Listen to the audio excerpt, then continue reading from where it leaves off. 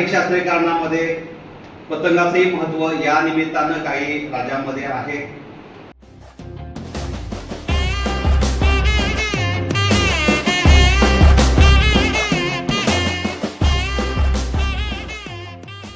तर तुम्हाला सर्वांना या मकर संक्रांतीच्या खूप खूप शुभेच्छा. नुसतं शिक्षण नाही तर शिक्षणाबरोबर संस्काराची जोड पण तुम्ही मुलांना द्यावी. कारण की आता आपण समाजात बघतोय व्यसनाधीनता असेल, बाकीच्या जे संस्कार असतील त्या कमी होत चाललेल्या आहेत. त्या सर्व तुम्ही आदर्श म्हणजे खरोखर आदर्शाचं नाव मुलांनी केलं पाहिजे. सर्वांना मकर संक्रांतीच्या आणि नवीन वर्षाच्या हार्दिक शुभेच्छा. धन्यवाद.